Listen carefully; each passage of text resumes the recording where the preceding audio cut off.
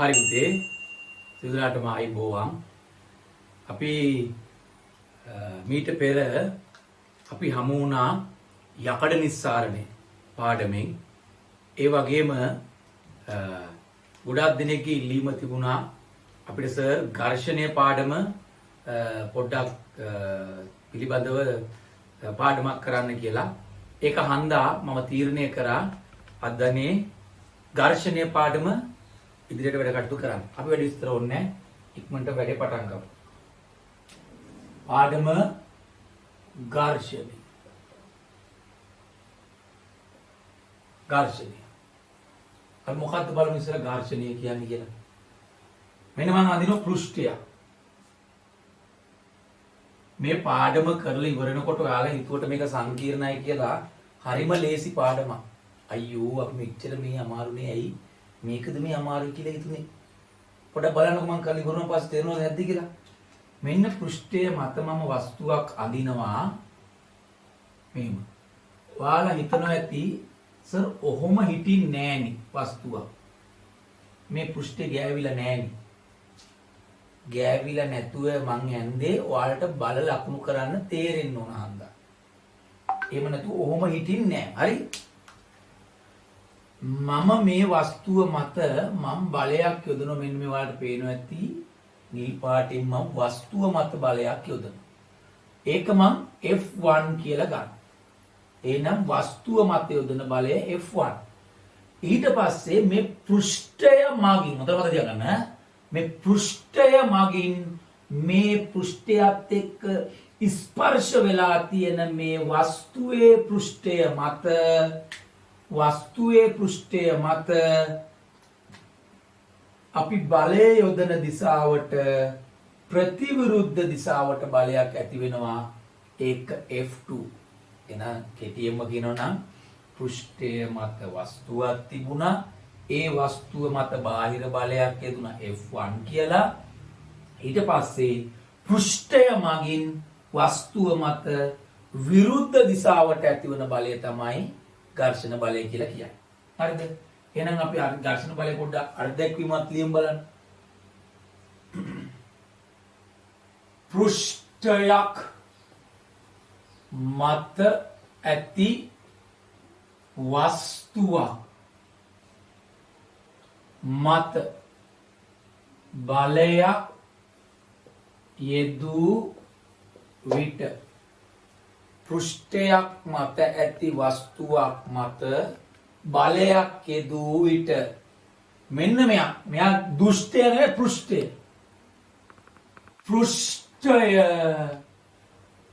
පෘෂ්ඨය මගින් වස්තුව මත ඇති කරන බලය. පෘෂ්ඨය මගින් වස්තුව මත අපි කියමු බලය යොදන දිශාවට ප්‍රතිවිරුද්ධව කියලා.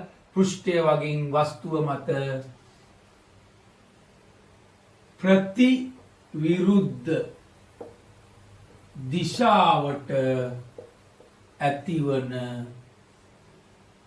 බලය ඝර්ෂණ බලය නම් වේ. හැබැයි අපේ සිලබස් එකේ තියෙන පුතේ මෙහෙම දෙයක්. පෙරලෙන වස්තු ගැන නෑ. අපේ සිලබස් එකේ තියෙන පෘෂ්ඨ මත විස්ථාපනයක් දක්වන මේ ලිස්සා යන වස්තුන් පිළිබඳව තමයි තියෙන්නේ. ඇදිලිනේ පෘෂ්ඨය මත ලිස්සා යන වස්තුන් ගැන තියෙන්නේ. එහෙම නැතුව පෙරලිලා යන වස්තුන් ගැන අපි කතා කරන්නේ නෑ වැඩි. හැබැයි පෙරලිලා යන වස්තු වලට පොඩ්ඩක් ඔයාලා තේරුම් ගන්න මම නිකමට පොඩ්ඩක් මේ මතක් කරන්නේ මෙහෙම බයිසිකල් රෝදයක් මේ පැත්තට පෙරලිලා යනවා නම් ඒතර බලය තියෙන්නේ මෙහාටනේ. මෙහාට තියෙන හන්දනේ බලය මේ පැත්තට පෙරලිලා යන්නේ. ඒතර මේ පැත්තට මේක පෙරලිලා යනවා නම් මේ ටයර් එක මෙතනින් තියලා පස්සට තල්ලු කරන බලය දෙන්නේ පස්සට. ඒකට මේක නෙවෙයි. ඒතර මේක කැරකැවිල්ල බලය දෙන්නේ මෙහාට. ඒතර ඝර්ෂණ බලය තියෙන්නේ වස්තුව චලනය වෙන දිශාවට. මේ ඝර්ෂණ බලය. මේ බලයේ යෙදෙන දිශාව. පස්සට බලය යෙදුනම පස්සේ ඉස්සරහට පෙරලිලා යනවා. ඒක හන්ද එකපාරක් විභාගයේදී ප්‍රශ්න ඇවිල්ලා තිබුණා.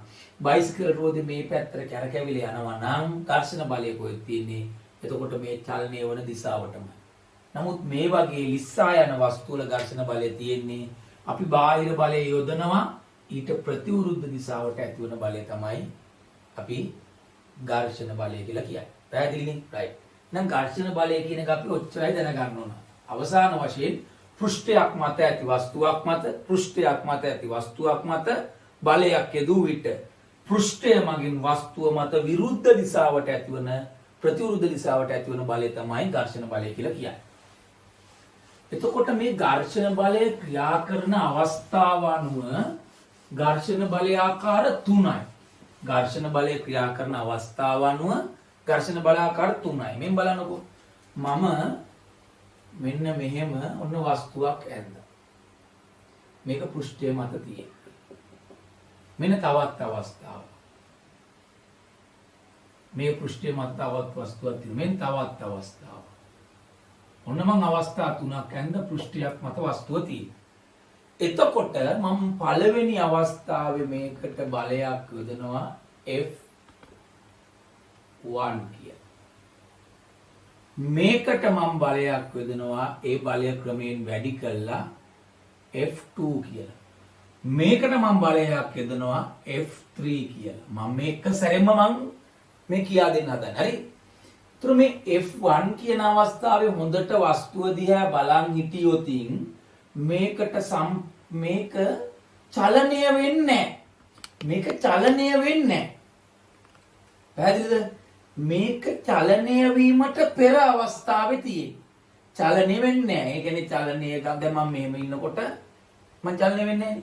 එහෙනම් චලනය වීමට පෙර අවස්ථාවේ මේ ක්‍රියාත්මක වන බලය. මේ අවස්ථාවේ බලනකොට චලනය වීම ආරම්භ වන අවස්ථාව. චලනය වීම ආරම්භ වන අවස්ථාව. මෙයා චලනය වන අවස්ථාව.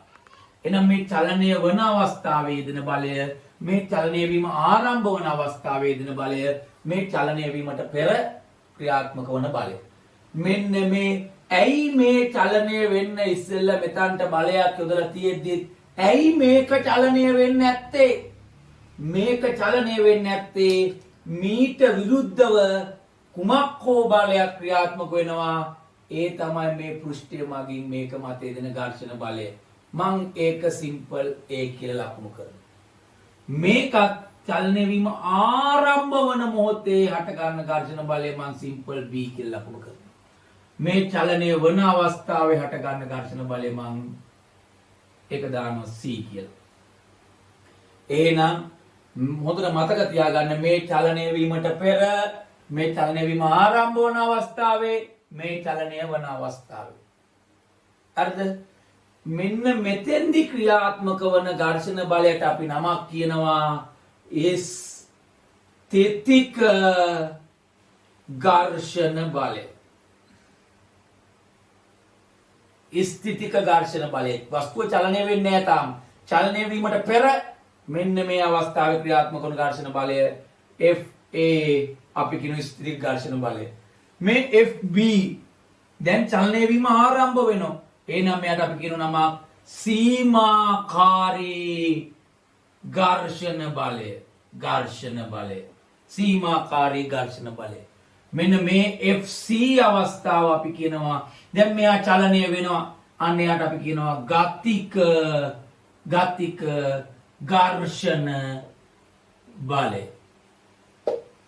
ගතික ඝර්ෂණ බලය. එහෙනම් පැහැදිලි සරලයි. සරලයි. මොකක්ද සරලයි කියන්නේ? වස්තුව චලනය වෙන්න පෙර නම් ස්ථිතිකයි. චලනය වෙනෝ නම් ගතිකයි. චලනය වීම ආරම්භ වන අවස්ථාවේ දැන් උදාහරණයක් සරසෙන් කියනකොට දුවන්නේ නැහැ නේ අපි. තරංගයක් ආරම්භ වුණ සරසෙන් වේ යක් කියනකොටනේ මෙන්න මේ අවස්ථාවෙන් ආරම්භ වන අවස්ථාව. එහෙනම් ආරම්භ වන අවස්ථාවේ ඝර්ෂණ බලය සීමාකාරී යන අවස්ථාවේ ඝර්ෂණ බලය ගතික ඝර්ෂණ බලය චලනය වීමට පෙර හට ගන්න ඝර්ෂණ බලය ස්ථිතික ඝර්ෂණ බලය. පොඩ්ඩක් බලන්න. ඔන්න මම පොඩි දෙයක් ඔයාලට මම පෙන්නනවා. මහ ලොකු දෙයක් නෙවෙයි මට මේ. ඔන්න දැන් ඔයාලට පේනවා ඔන්න මම මේක පෘෂ්ඨය කියලා හිතන්න. මේ පොත පෘෂ්ඨය. මේ පෘෂ්ඨය මත තියෙනවා මේ වස්තුව. මේ වස්තුව මත දැන් මම බලයක් යෙදුවා. මම නිව්ටන් තරාදියකින් බලයක් යෙදුවා කියලා හිතන්නකෝ. මම මේක මෙහෙ තියලා දැන් මම අදිනවා. නිව්ටන් තරාදියෙන් අදිනවා. මම මෙහෙම දැන් අදිනකොට මම නිව්ටන් 5යි. චලනය වෙනවද? නෑ. මං ආයි බලය වැඩි කරනවා 6යි චලනය වෙනවද? නෑ. 7යි චලනය වෙන්නේ නැහැ. 8යි චලනය වෙන්නේ නැහැ. 9යි චලනය වෙන්නේ නැහැ. 10යි චලනය වෙන්නේ නැහැ. 11යි වෙනකොට මෙයා පොඩ නලියනවා. 11යි කියනකොට නලියනවා. අනේ මේ චලනය වීම ආරම්භ වෙන්නේ 11ේදී. එහෙනම් 11 තමයි චලනය වීම ආරම්භ වන අවස්ථාව කියන සීමාකාරී ඝර්ෂණ බලය. එහෙනම් මේ පෘෂ්ඨයේ සීමාකාරී ඝර්ෂණ බලය 11යි. එතකොට දැන් කෙනෙක් අය සර් 1 2 3 4 5 6 7 8 9 10 කියන ඒවා ඒ කාගේ ඝර්ෂණ බලයද? බලන්න වස්තුව දිහා චලනය වෙන්නේ නැහැ. එහෙනම් චලනය වෙන්නේ නැත්නම් ඒක ස්ථිතික ඝර්ෂණ බලය. දැන් කෙනෙක් මගෙන් අහයි සර් ස්ථිතික ඝර්ෂණ බලය එතකොට එක එකක් ගියන් තියෙනවද? ඔව්. මුලදී යොදන බලයට සමානයි. එකක් යෙදුවා චලනය වෙන්නේ නැත්නම් සීමා ස්ථිතික ඝර්ෂණ බලය 1යි. දෙකක් යෙදුවා චලනය වෙන්නේ නැත්නම් 2යි. 5ක් යෙදුවා චලනය වෙන්න නම් 5යි. 9ක් යෙදුවා චලනය වෙන්න නම් 9යි. 10ක් යෙදුවා චලනය වෙන්න නම් 10යි. ඒ යොදන බලයට චලනය වෙන්නේ නැත්නම් ඝර්ෂණ බලය සමානයි. චලනය වෙන්නේ නැති අවස්ථාවේ හට ගන්න ඝර්ෂණ බලයට අපි කියනවා ස්ථිතික ඝර්ෂණ බලය. චලනය වීම ආරම්භ වන චලනය වීම යත්ත දරන චලනය වීම ආරම්භ වන මොහොතේ හට ගන්න ඝර්ෂණ බලය සීමාකාරී ඝර්ෂණ බලය. ඒතර මේක චලනය වෙනවා මේ බලය යොදන චලනය වෙනවා. අන්නේ අවස්ථාවේ හට ගන්න ඝර්ෂණ බලය ගතික ඝර්ෂණ බලය. පැහැදිලි. ඕක උසස් පෙළ සාමාන්‍යයෙන් ඔයාලට මෙන්න මෙහෙම දෙයක් මේ ප්‍රස්තාරයක් කියා දෙනවා. මේක සාමාන්‍ය පෙළදී කියා දුන්නේ නැති වුණාට මම හිතුවා මේක මෙතෙන්දි කියා දුන්නොත් ගොඩක් වටිනවා කියලා. මේකෙන් ගොඩක් දේවල් තේරුම් ගන්න පුළුවන්. මෙහෙම බලන්න. මම අඳිනවා ප්‍රස්තාරයක්. මේ ප්‍රස්තාරේ මම මේ යොදන බලය බාහිරින් යොදන බලය බාහිරින් යොදන බලය මේ ඉහළ අක්ෂය තියෙන්නේ ඉහළ අක්ෂයෙන් කියන්නේ ඝර්ෂණ බලය. එහෙනම් බාහිරින් යෙදෙන බලයත් එක්ක ඝර්ෂණ බලය කොහොමද බලමු වෙන්නේ. මම අර පෘෂ්ඨය මත තියාගෙන තල්ලු කරනකොට ඒක පටන් ගන්නෝ මෙන්න මෙහෙම. ඕනෝ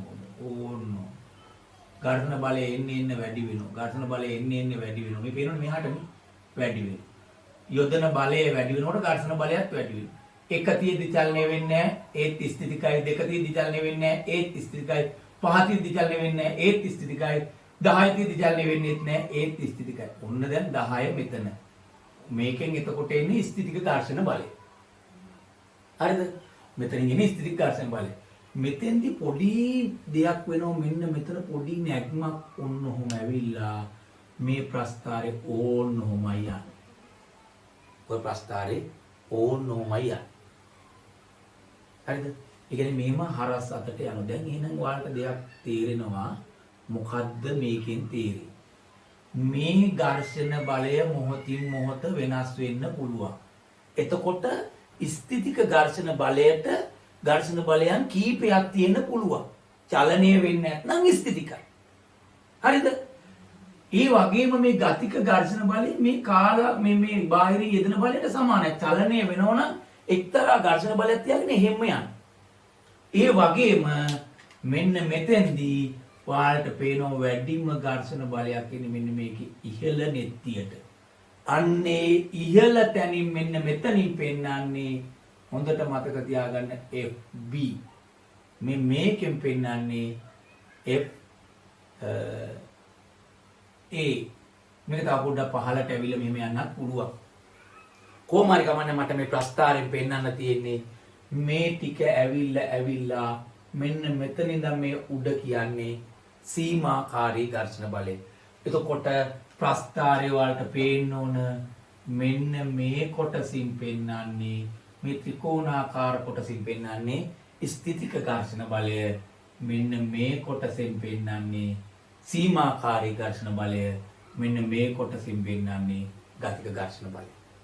උසස් පෙළුණාට කමන්නේ අපි මේ තීරිය දැනගත්තාන් පස්සේ ගොඩක් වටිනවා. ඒ වගේම සාමාන්‍ය පෙළට මේක ඇවිල්ලා තියෙන එකපාර. ඒක හන්දා උතර මතක තියාගන්න. දැන් කෙනෙක් අහනවා මේ ඝර්ෂණ බල ආකාර තුනෙන් ප්‍රබලතාවෙන් වැඩිම ඝර්ෂණ බලයක් තියෙන කාර්යද කියලා. අපි ප්‍රායෝගිකව මෙහෙම දන්නවනේ. මේ බලන්න සරල උදාහරණයක්. අපි එදිනෙදා ජීවිතයේදී මෙන්න මෙහෙම සිද්ධියක්. ඔන්න වාහනයක් තියෙනවා කියලා හිතන්න. අපි සරල වාහනයක් තියෙනවා කියලා හිතමු. මේ වාහනේ එක පුද්ගලයෙක් නිව්ටන් 100යි යොදන්නේ. හොඳේ? මම මේක නිකමට කියනවා 100 නිව්ටන් 100යි යොදන්නේ. මෙයා ඇවිල්ලා තියෙන ඇඟේ පුල්ම ගැම්මෙන් තල්ලු කරනවා. චලනය වෙන්නේ නැහැ. එහෙනම් එතෙන්දි සීමා ස්ථිති ඝර්ෂණ බලය 100යි. තව එකෙක් ඇවිල්ලා ඌත් 100ෙන් දැන් තල්ලනවා. දෙන්නෙක් ඉන්නවනේ. දැන් 200යි. ඒක චලනය වෙන්නේ නැහැ. තව එකෙක් ඇවිල්ලා 3 දෙනයි ඌ පුළුවන් තරම් උත්සාහයේ ඔය අවස්ථාවේ ප්‍රායෝගික දනකො අරේ අල්ලා කියලා උන්ට ගැම්මක් දාලා 3 දෙනාත් එක්ක පරිම බලය දාලා චලනය කරන්න අත්ත දරනකොට මේක හිමින් සැරේ චලනය වීම ආරම්භ වෙනවා. හිමින් සැරේ හරේ අල්ලමු කීකේ දැන් තල්ලු කරනවා ඇද්දක පියාගෙන දැන් තල්ලු කරනවා පණ දමාගෙන දාගෙන යනකොට දැන් ඔන්න චලනය වෙනවා. ඕන් දැන් චලනය වෙනවා. එකෙක් දැන් නැවතිලා බලන් ඉන්නවා. අරුන් දෙන්න හරේ අල්ලා කීකේ උන් දෙන්න තල්ලු කරගෙන යනවා. මූ බලන් ඉන්නවා යසාද්දේට දැන් අර දෙන්නෙත් තල්ලු කරනවා. ඊ දැන් දෙන්න තල්ලු කරා යන්නේ නිව්ටන් කීයද? 200කි. හැබැයි උපරිම ගැම්මක් දැන් මේ චලනය වීම ආරම්භ වන අවස්ථාවේ. හැබැයි අවසානයේ චලනය වීගෙන යනකොට මූ එකෙක් බලාගෙන ඉන්න. අර උ චලනය කරගෙන යන දෙන්න 200. ඒ 200 එකෙක් තා ටිකක් දුර යනකොට ඌ නවතින කොන්ද අමාරු ඇවිල්ලා අනික තනියෙන් හරි තල්ලු කරමු කිය ඌ චලනය කර. එනම් පැහැදිලි උපරිම ඝර්ෂණ බලයක් තියෙන්නේ සීමාකාරී ඝර්ෂණ බලය. ඔච්චරයි මේ ඝර්ෂණ බලාකාර තුනෙන් අපිට කියන්න තියෙන්නේ. මෙන්න මෙයා ගැන තමයි දැන් කතා කරන්න තියෙන්නේ. මේ දෙන්න ගැන කතා කරන්නේ ඒ දෙන්න ගැන ඔය හොඳටම ඇති. චලනය වන අවස්ථාවේ චලනය වීමට පෙර මෙයා තමයි චලනය වීම ආරම්භ ඒ පදේ අනිවාර්යෙන් එන්න ඕන.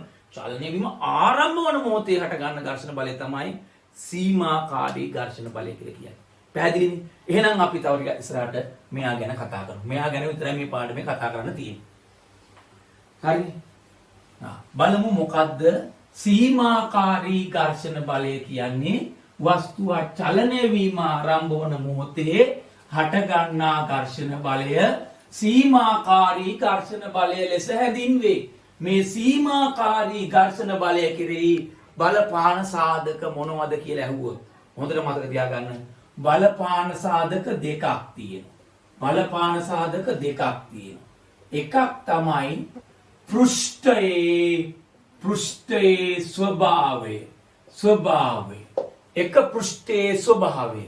දෙක අභිලම්බ ප්‍රතික්‍රියාව. අපේ කට්ටියගේ පොඩි වැරදි තීරියක් තියෙනවා. සීමාකාරී ඝර්ෂණ බලය කෙරේ බලපාන සාධක ඇහුවන් පස්සේ අපි කට්ටිය කියන්නේ පෘෂ්ඨයේ ස්වභාවයයි බරයි කියලා. අභිලම්බ ප්‍රතික්‍රියාව කෙරෙහි බලපානවා. නමුත් විභාගෙදී බර ලියන්න එපා. අභිලම්බ ප්‍රතික්‍රියාව ලියන්න. මම එතනට ආවන් පස්සේ මම කියා දෙන්නම්. එහෙනම් මේ දෙන්න බලපානවා.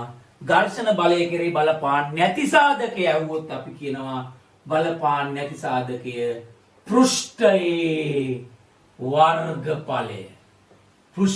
වර්ගඵලය.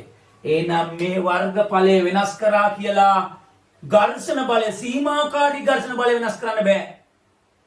මෙයාගෙන් වෙනස් කරන්න බෑ. එහෙනම් මේ දෙන්න වෙනස් කළා සීමාකාරී ඝර්ෂණ බලය වෙනස් කරන්න පුළුවන්. හැබැයි මෙයා වෙනස් කරා කියලා සීමාකාරී ඝර්ෂණ බලය වෙනස් වෙන්නේ නැහැ. අපි එහෙනම් ඉස්සෙල්ලාම බලමු පෘෂ්ඨයේ ස්වභාවය බලපාන ආකාරය. මේක ඉස්කෝලේ ප්‍රැක්ටිකල් එක තියෙනවා. ඒ ප්‍රැක්ටිකල් එක අපි කරන්නේ මෙන්න මෙහෙම. මේසයක් මතට මම කොටයක් ඝනක හරි කොටයක් අරගෙන මම තියෙන කොටයක් මේ තියලා මම මේකට ඇණයක් ආධාරයෙන් නූලක් සම්බන්ධ කරලා නිව්ටන් තරාදියක් වලට පෙහෙනවා. මෙම නිව්ටන් තරාදියක් හයි කළා මම එකපාර ගස්සලා දින්නේ නැහැ. හිමින් සැරේ වැඩි කරනවා. මේක හිමින් සැරේ වැඩි කරනකොට මම හිතුවා නිව්ටන් 30ක් වෙද්දී මෙයා පොඩ නලියනවා. නලියනගෙන චලනය වීම ආරම්භ වෙනවා. එහෙනම් චලනය වීම ආරම්භ වන අවස්ථාවේ ඝර්ෂණ බලය තමයි සීමාකාරී ඝර්ෂණ බලය. එහෙමයි සීමාකාරී ඝර්ෂණ බලය හොයාගන්න. මේ රූපේ ආකාරයට ඇටවුම සකස් කරලා නිව්ටන් තරාදී මගින් ක්‍රමයෙන් බලය වැඩි කරගෙන යනකොට චලනය වීම ආරම්භ වන අවස්ථාවේ හට ගන්න ඝර්ෂණ බලය වෙන්නේ මේ නිව්ටන් තරාදියෙන් එන පාඨාංකය. එහෙනම් මෙයා චලනය වීම යත්ත ගන්නකොට මේක යගේ තිය වුණා නම් සීමාකාරී ඝර්ෂණ බලය 30යි කියලා කියනවා. පැහැදිලිනේ? ඊට පස්සේ මම මේ ලී කොටය උස්සලා මම ආයිම ඒ ලී කොටයම තියලා මම පුතේ පොඩි වැඩක් කරනවා. මේ මේසේ මතට මම වැලි කඩදාසියක් අල්ලනවා. මේ වැලි කඩදාසිය. ඒ උඩින් වැලි කඩදාසියක් තියෙනවා. රළු වැලි කඩදාසියක් තියෙනවා. වැලි කඩදාසියක් තියලා ආයි මම මේ ලී කොටේ තියෙනවා. කොටේ තියුවන් පස්සේ මොකද්ද මම වෙනස් කරේ? මේවයි අභිලම්බ ප්‍රතික්‍රියා වෙනස් කරේ නෑ. මම වෙනස් කරේ මේ පෘෂ්ඨයයි ස්පර්ශ වෙන මේ ඉස්සෙල්ලා තිබිච්ච පෘෂ්ඨයට වඩා පෘෂ්ඨය රළු කරා. ඝර්ෂණ බලය වැඩි කරා. පෘෂ්ඨයේ ස්වභාවය වෙනස් කළා. මම ආයිමක් අර විදියටම නිව්ටන් තරාදිය දාලා මම මේකේ බලය මේ පැත්තට ක්‍රමයෙන් වැඩි කරනවා. ඔයාලා වැඩි කරන්න බලන්න. මම 25 තියෙද්දි චලනය වෙන්නේ නැහැ. 30 තියෙද්දි ඒ චලනය වෙන්නේ නැහැ. මේකේ චලනය වීම ආරම්භ වුණා. නමුත් මේකේ චලනය වෙන්නේ නැහැ. අපි බලමු මොකද්ද කියන ගැටලුව. ඉස්සෙල්ලා වස්තුවමනි දැනුත් තියෙන්නේ. නමුත් පෘෂ්ඨය වෙනස්. මම මේක තව ක්‍රමයෙන් වැඩි කරනකොට මට මේක 38ක් වෙනකොට චලනය වීම ආරම්භ වුණා කියලා තනකො. මීට වඩා වැඩියක් එකේදී මේක චලනය වීම ආරම්භ වුණා. එහෙනම් දැන් සීමාකාරී ඝර්ෂණ බලය 30යි. ඉස්සෙල්ලා සීමාකාරී ඝර්ෂණ බලය දැන් 38යි ඉස්සෙල්ලා 30යි. එහෙනම් සීමාකාරී ඝර්ෂණ බලය කෙරෙහි අවස්ථා දෙකක් එන්න හේතුව මේ අවස්ථාවේ තියෙන පෘෂ්ඨයේ ස්වභාවය නෙවෙයි මේ අවස්ථාවේ තියෙන්නේ. එහෙනම් මේ අවස්ථාවේ තියෙන පෘෂ්ඨයේ ස්වභාවය නෙවෙයි මේ තියෙන්නේ. එහෙනම් පෘෂ්ඨය රළු වෙනකොටමයි පුතේ පෘෂ්ඨය රළු වෙනකොට සීමාකාරී ඝර්ෂණ බලය 30 ඉඳන් 38 වෙලා. 30 ඉඳන් 38 වෙලා. එහෙනම් සීමාකාරී ඝර්ෂණ බලය කෙරෙහි පෘෂ්ඨයේ ස්වභාවය බලපානවා. පෘෂ්ඨය රළු වෙනකොට සීමාකාරී ඝර්ෂණ බලය වැඩි වෙනවා. පෘෂ්ඨය සුමට වෙනකොට ඝර්ෂණ බලය අඩු වෙනකොට සීමාකාරී ඝර්ෂණ බලය අඩු වෙනවා කියලා කියන්න පුළුවන්. අන්න එනම් පැහැදිලි සීමාකාරී ඝර්ෂණ බලය කෙරෙහි බලපාන පළවෙනි සාධකය පෘෂ්ඨයේ ස්වභාවය. එහෙනම් රළු වෙනකොට ඝර්ෂණ බලය වැඩි වෙනවා. සුමට වෙනකොට ඝර්ෂණ බලය අඩු වෙනවා. ඔන්න මම ඊළඟ අවස්ථාව අභිලම්බ ප්‍රතික්‍රියාව බලපාන බව පෙන්නන්නේ. හරිද? අර විදියටම මම මෙහෙම දෙයක් කරනවා. මම එක හා සමාන ඝනක හැඩතලී කොට දෙකක් ගන්නවා. එක හා සමාන ඝනක හැඩතලී කොට දෙකක් ගන්නවා. අරගෙන මම මේ රූපේ ආකාරයට එක රූපේ ආකාරයට පෘෂ්ඨය මත තියලා ක්‍රමයෙන් බලය වැඩි කරනවා. වැඩි කරනකොට 30 වෙනකොට මෙයා චලනය වීම ආරම්භ වුණා නම් මෙයාගේ සීමාකාරී ඝර්ෂණ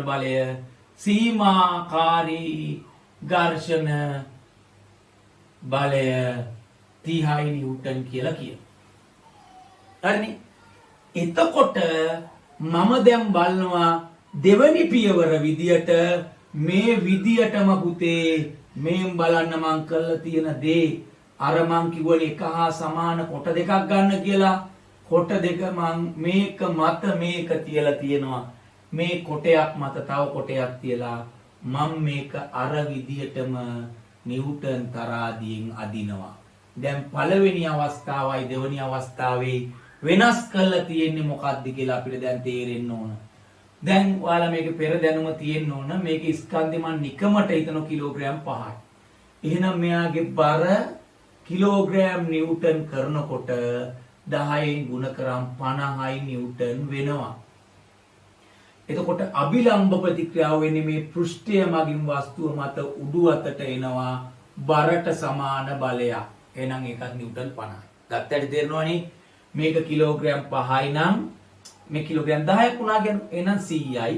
අභිලම්බ ප්‍රතික්‍රියාව 100යි. මේක කිලෝග්‍රෑම් 2ක් වුණා නම් 10න් ගුණ කරලා 20යි. අභිලම්බ ප්‍රතික්‍රියාව 20යි. එහෙනම් මේමයි පළවෙනි අවස්ථාවේ අභිලම්බ ප්‍රතික්‍රියාව 50යි. දෙවැනි අවස්ථාවේ මේකත් 5යි මේකත් 5යි කිලෝග්‍රෑම්. එතකොටමයි පුතේ මේකේ සම්පූර්ණ බර පහලට ක්‍රියාත්මක වෙනවා 5යි 5යි 10යි කියන්නේ 100යි නිව්ටන් කිලෝග්‍රෑම් 10 නිව්ටන් කරගෙන 100යි. ඔන්න අභිලම්බ ප්‍රතික්‍රියාව බලන්න දැන් කීයද? දැන් අභිලම්බ ප්‍රතික්‍රියාවත් 100 වෙනවා. අභිලම්බ ප්‍රතික්‍රියාවත් 100 වෙනවා. ඒ බරට සමානයි. අභිලම්බ ප්‍රතික්‍රියාව වෙන උඩ යන්න එපා. ඒක හන්දා බරට සමාන හන්දා අභිලම්බ ප්‍රතික්‍රියාව 100 වුණා. එහෙනම් පළවෙනි අවස්ථාවේ කීයද? 50. දෙවෙනි අවස්ථාවේ කීයද? 100යි. එහෙනම් අභිලම්බ ප්‍රතික්‍රියාව වැඩි වෙලා. බර වැඩි වෙලා කියන්න එපා. අභිලම්බ ඇත්තම කියනවා නම් මේකේ බර 50. මේකේ බර 100යි. බරණි වැඩි වෙලා තියෙන්නේ. නමුත් අපි කියන්නේ නෑ බර වැඩි වෙලා කියලා. අපි කියන්නේ අභිලම්බ ප්‍රතික්‍රියාව මේකට බලපානවා කියලා. විභාගෙදි ලියන්න අභිලම්බ ප්‍රතික්‍රියාව බලපාන්නේ. එතකොට මේකට වඩා මේකේ අභිලම්බ ප්‍රතික්‍රියාව වැඩි. මේකට වඩා මේකේ අභිලම්බ ප්‍රතික්‍රියාව වැඩි. මේකේ අගය බැලුවම් පස්සේ මට ආවා 47 දී තමයි චලනය වුණා කියලා හිතන්න. මම සරලව කෙටියෙන්ම කියන්නේ සංඛ්‍යාත්මක අගයන් දාලා ඔයාලට තේරුම් ගන්න ඕන. මේකේ අර්ථය තමන් ගන්න. දැන් මේක 30 දී චලනය වීම ආරම්භ වුණේ මෙයා 37යි. එහෙනම් පෘෂ්ඨ දෙක වෙනසක් නැහැ. හැබැයි වෙනස් වෙලා තියෙන්නේ මේකට වඩා මේකේ අභිලම්බ ප්‍රතික්‍රියාව වැඩි. එහෙනම් අභිලම්බ ප්‍රතික්‍රියාව වැඩි වෙනකොට සීමාකාරී ඝර්ෂණ බලයත් වැඩි වෙනවමයි පුතේ. අභිලම්බ ප්‍රතික්‍රියාව අඩු වෙනකොට සීමාකාරී ඝර්ෂණ බලයත් අඩු වෙනවා.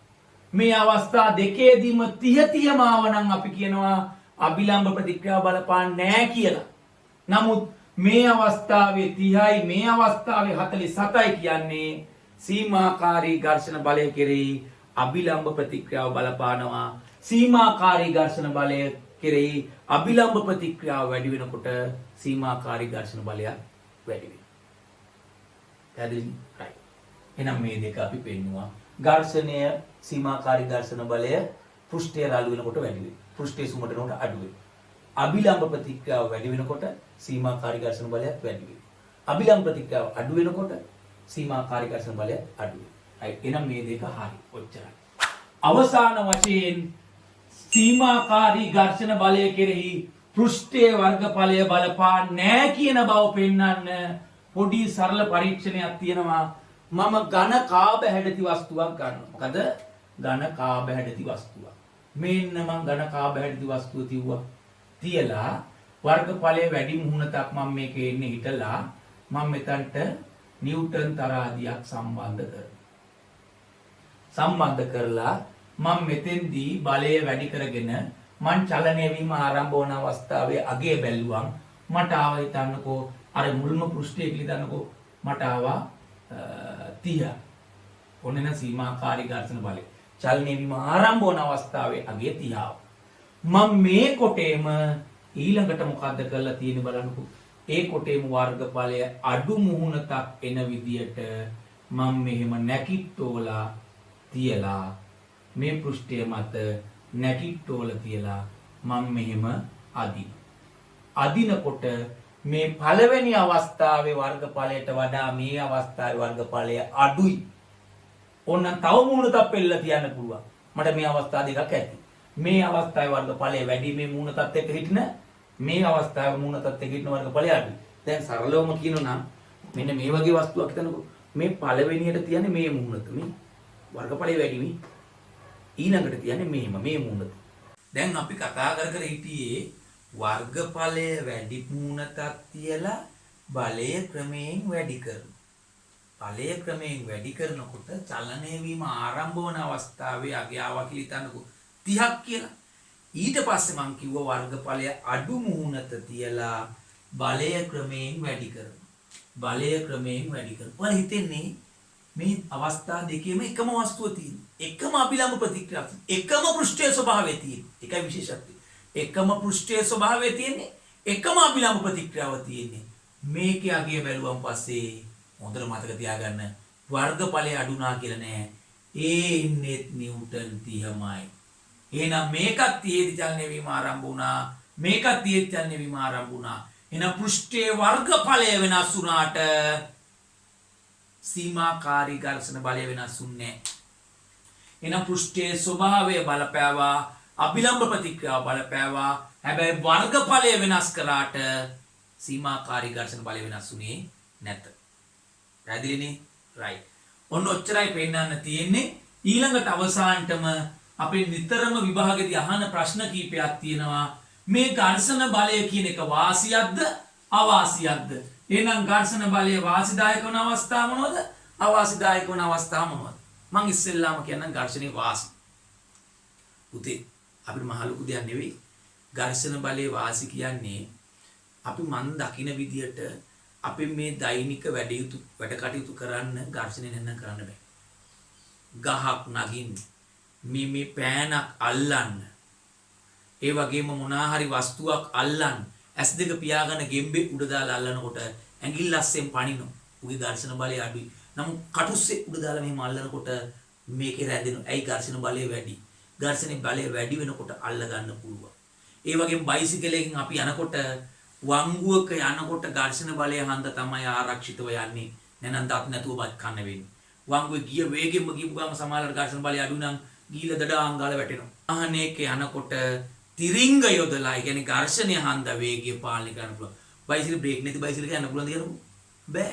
එහෙනම් ආරක්ෂිතව වේගය පාලනය කරන්න ඝර්ෂණය උමනා වෙනවා. අර බ්‍රේක් කට්ට දෙක රිම් එකට හිටන් පස්සේ වේගය අඩු වෙනවා. ඒ වගේම ඔයාලා දැකලා තියෙනවා අලුත් මෝටර් සයිකල් වල ඉස්සරහා තියෙන ඩිස්ක් එක. ඒ ඩිස්ක් එක දෙපැත්තෙන් පෘෂ්ඨ දෙක ඇතිල්ලෙනකොට ඝර්ෂණ බලය වැඩිලා වේගය අඩු වෙනවා. ගස් නගින්න, යම් වස්තුවක් අල්ලන්න. එතකොට අපි අඩුම ගන්න මේ කලිසම ඇඳන් ඉන්නේ. මේ ඇඟත් එක්ක කලිසමත් එක්ක ඝර්ෂණ බලයක් තිබුණ නැතොත් අපිට ඇඳන් ඉන්න බෑ. ඕනම වෙලාවකදී එනම් වස්තුවක් අල්ලන්න, ආරක්ෂිත වංගුවක ගමන් කරන්න, වේගය පාලනය කරන්න, අපි ඇවිදින්න ඝර්ෂණ බලය අත්‍යවශ්‍ය වෙනවා. එහෙනම් ඝර්ෂණ බලයේ වාසිදායක අවස්ථා අපිට ඕන තරම් කියන්න පුළුවන්. අවාසි බලමු පොඩ්ඩක්. අවාසි. අපි බයිසිකලයක යනකොට අමුතු සද්ද එන ජරස් බරස් ගලා සද්ද එන්නේ ඇයි? මොන හරි දේවල්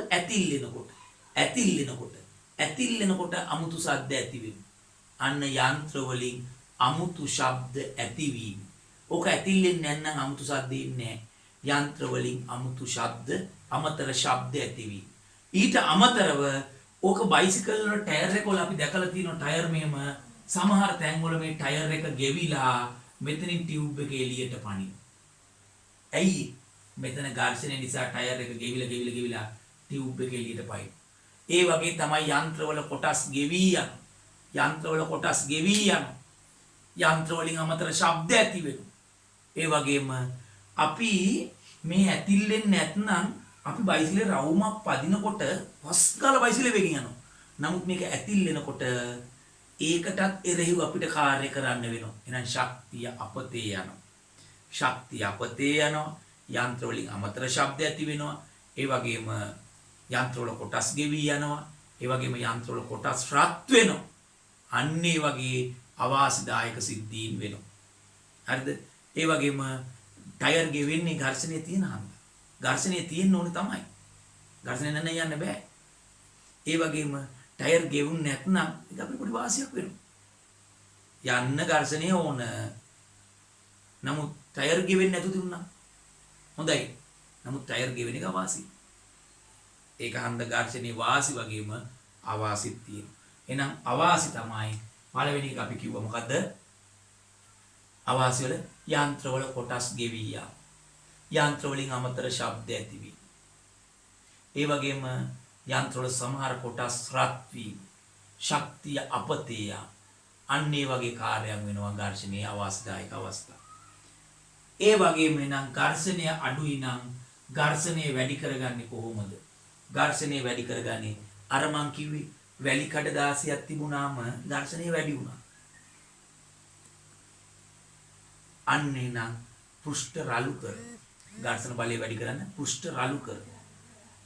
ඒ වගේම අභිලම්බ ප්‍රතික්‍රියාව වැඩි කරොත් ඝර්ෂණ බලය වැඩි වෙන එක ඇත්ත. නමුත් අපි ප්‍රායෝගිකව ඒ ජීවිතේක කරන්නේ නැහැ. අපි කරන්නේ පෘෂ්ඨ රළු කරනවා. කට්ට කපනවා. බයිසිකල් ටයර් එකේ කට්ට තියෙනකොට ඝර්ෂණය වැඩි හන්ද ආරක්ෂිතව යන්න පුළුවන්. කට්ට ගෙවුනන් පස්සේ ඝර්ෂණය අඩු වෙනවා. එහෙනම් ඝර්ෂණ බලය වැඩි කරන්න අපි පෘෂ්ඨ රළු කරනවා. පෘෂ්ඨ වල කට්ට යදනවා. ඒ වගේම ඔයාලා දන්න සමහර ලාවට පාරවල් වල වැලි හිණු. ඒතර ඝර්ෂණ බලය වැඩි. ඒ වගේම ඝර්ෂණ බලය අඩු කරගන්න යොදන්න උපක්‍රම. ගේට් එකක බොලොක් එක යනකොට අපි අමතර චිරිබිරි ගා සාත් දෙනවා. ඒ වගේ වෙලාවට අපි මේ කොටස් වලට ඇතිලෙන පෘෂ්ඨ වලට ග්‍රීස් හෝ ඔයිල් යොදනවා. ලිහිසි ද්‍රව්‍ය යොදනවා. ලිහිසි ද්‍රව්‍ය කියන්නේ ග්‍රීස් හෝ ඔයිල්. එහෙනම් ග්‍රීස් හෝ ඔයිල් යොදනවා. එතකොට එකිනෙක ඇතිල් වෙන පෘෂ්ඨ වල ඝර්ෂණය අඩු වෙනවා. ඒ වගේම බයිසිකලේ අර හබ් එක ඇතුලේ මේව තියෙන හබ් එක ඇතුලේ ඔයාලා දැකලා තියෙන මේව බෝල බෙයාරී ඇතිල් වෙන පෘෂ්ඨ අතර බෝල බෙයාරී යොදලා තියෙනවා. ඒ මන්නේ නම් බයික් වල වගේ වයි රෝල බෙයාරීන් යොදලා තියෙනවා. මේ වගේ වයි බයික් වගේ වයි රෝල බෙයාරීන් යොදලා තියෙනවා. දඬුව කිව්වයා. එහෙනම් ස්පර්ශක පෘෂ්ඨ අතර බෝල බෙයාරින් යෙදීම, ස්පර්ශක පෘෂ්ඨ අතර රෝල බෙයාරින් යෙදීම, ස්පර්ශක පෘෂ්ඨ අතර ලිහිසි ද්‍රව්‍ය ග්‍රීස් හෝ ඔයිල් භාවිත කිරීම. ඒ වගේම ඔයාලා දන්නවා ලී ඒ වගේම රළු පෘෂ්ඨ තියෙන තැන්වල වැලි කඩදාසිය ගෙනහලා හොඳට අතුල්ලනකොට ඒකේ තියෙන රළු ස්වභාවය ගෙවිලා. රළු ස්වභාවය ගෙවිලා පෘෂ්ඨයේ සුමට වෙනවා. එහෙනම් පෘෂ්ඨ සුමට කිරීම. පෘෂ්ඨ සුමට කරන් පස්සේ ඝර්ෂණය අඩු වෙනවා. පෘෂ්ඨ අතර ලිහිසිමේ ද්‍රව්‍යයක් භාවිත කරනවා. පෘෂ්ඨ අතර රෝල බෙයාරින් බයිසිකල් වල රෝල බෙයාරි බෝල බෙයාරි නියුතුන අන්නේ වගේ. අවසාන වශයෙන් කැරම් ක්‍රීඩාවේ වගේ අවස්ථාවලදී අර කැරම් බෝඩ් එකේ ඝර්ෂණය අඩු කරන්න බෝරික් කුඩු හෝ එම නැත්නම් පවුඩර් හෝ කිතුල් පිටි යෙදුවන් පස්සේ ඒ පෘෂ්ඨයේ අභිලම්භ ප්‍රතික්‍රියාවක් වෙන්නේ නැහැ. වෙනස් වෙන්නේ නැහැ. ඒකේ පෘෂ්ඨය සුමට වෙනවා. රළු බව අඩු වෙනවා. ඔන්න ඔච්චරයි අපිට කතා කරන්න තියෙන්නේ. මේ පාඩමේ අවසාන වශයෙන් කතා කරොත් විනාඩියකින් මෙන්න මෙච්චරයි. දැන් බලන්න. ඝර්ෂණය කියන්නේ මොකද්ද? මං ඝර්ෂණය කියන්නේ මේම කිව්වා. පෘෂ්ඨයක් මත ඇති වස්තුවක් මත බලයක් යෙදූ විට පෘෂ්ඨය මගින් වස්තුව මත විරුද්ධ දිශාවට ඇතිවන බලය ඝර්ෂණ බලය ලෙස හැඳින්වේ. ඝර්ෂණ බලය ක්‍රියා කරන ආකාරයන් ආකාර තුනයි.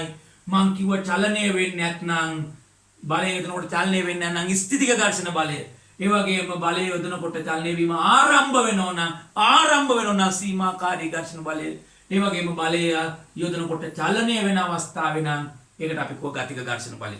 ගතික ඝර්ෂණ බලය, සීමාකාරී ඝර්ෂණ බලය, ස්ථිතික ඝර්ෂණ බලය.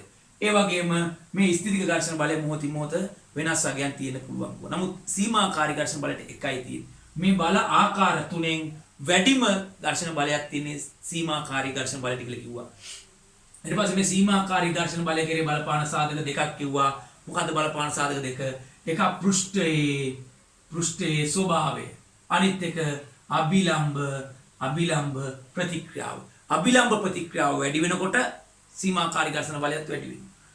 පෘෂ්ඨය රළු වෙනකොට සීමාකාරී ඝර්ෂණ බලය වැඩි වෙනවා. ඒ වගේම බලපාන්නේ නැහැ කියපු සාධකය තමයි පෘෂ්ඨයේ වර්ගඵලය. වර්ගඵලය බලපාන්නේ නැහැ. අභිලම්භ ප්‍රතික්‍රියාවයි පෘෂ්ඨයේ ස්වභාවය බලපෑවට වර්ගඵල බලපාන්නේ නැහැ කියලා කිව්වා. අපි ඒක ප්‍රැක්ටිකල් අනුසාරයෙන් එක පෙන්නුවා. ඒ වගේම ඝර්ෂණ බලයේ වාසි අපි කතා කරා. යම් ද්‍රව්‍යයක් අල්ලගන්න, වාහනයකින් ආරක්ෂිතව වංගුවේ යන්න, වාහනයක වේගය පාලනය කරන්න, ගස් නගින්න, යම් වස්තුවක් අල්ලා ගන්න, ඇවිදින්න ඝර්ෂණ බලය අවශ්‍ය වෙනවා. ඒ වගේම ඝර්ෂණ බලයේ අවාසි යන්ත්‍රවල කොටස් ගෙවී යාම, යන්ත්‍ර රත් වීම, ශක්තිය අපතේ යාම, යන්ත්‍ර වලින් අමතර ශබ්ද ඇතිවීම, ඒවා තමයි ඝර්ෂණීය අවස්ථායක අවස්ථා. එහෙනම් ඝර්ෂණය වැඩි කරන්න අපි කරන උපක්‍රමය තමයි පෘෂ්ඨ රළු කරන. වැලි බෝරළු වගේ දේවල් දාලා ඒ ස්පර්ශ පෘෂ්ඨ රළු කිරීම සිද්ධ කරනවා. ඝර්ෂණ බලය අඩු කරන්න ගන්න පුළුවන් ක්‍රියාමාර්ග තමයි ඒ එකිනෙක ස්පර්ශ වන පෘෂ්ඨවල සුමට කිරීම. ඒ වගේම ස්පර්ශක පෘෂ්ඨ අතරට ග්‍රීස් හෝ ඔයිල් වැනි ලිහිස්මය ද්‍රව්‍ය භාවිතා කිරීම. ඒ වගේම මේ ස්පර්ශක පෘෂ්ඨ අතරට බෝල බෙයාරින් හෝ රෝල බෙයාරින් යෙදීම. ඒ වගේම කැරම් ක්‍රීඩාව වගේ ක්‍රීඩාවලදී ඒ පෘෂ්ඨ වලට පවුඩර්, බෝරික් කුඩු, කිතුල් පිටි වැනි ද්‍රව්‍ය එක් කිරීම. පැහැදිලිනේ? ඔයාලට මේක කළ ඉවරුනාට පස්සේ ඔයාලා මතක තියාගන්න සාමාන්‍ය පෙරට ආපු ඝර්ෂණයේ ප්‍රශ්න ටික කරන්න බලන්න. ඒ ටික කළා Tamanට එන හැම ප්‍රශ්නයක්ම බලන්න අන්න එතකොට Tamanට තේරි අපරාධි මම මෙච්චර කාලයක් ඝර්ෂණය අමාරුයි කී හිටිය එක නේ. අන්න ඒක හන්දා Taman මේක පොඩ්ඩක් බලා හිටිය වගේම නැවත පසුගිය විභාග ප්‍රශ්න වල පිළිතුරු සපයන්න. මේ පාඩමෙන් ඒ වගේම පෙර පාඩම් වලින් ඔයාලා මොනාරි දෙයක් Taman ලබා ගත්තා නම් ඔයාලා මේවා අනිත් කට්ටිය අතරේ බෙදා ගන්න මේක ෂෙයා කරලා අනිත් අය අතරේ මේ දැනුම බෙදා ගන්න කටයුතු කරන්න. ඒ වගේම අපි ඉදිරියේදී මේ 10 11 විශේෂයෙන්ම 10 11 සංකීර්ණ විෂය කරුණු ඔබට තේරෙන භාෂාවෙන් ඉතා සරලව ඉතා කෙටි කාලයකින් ඔබට ලබා දීමට අපි කටයුතු කරනවා.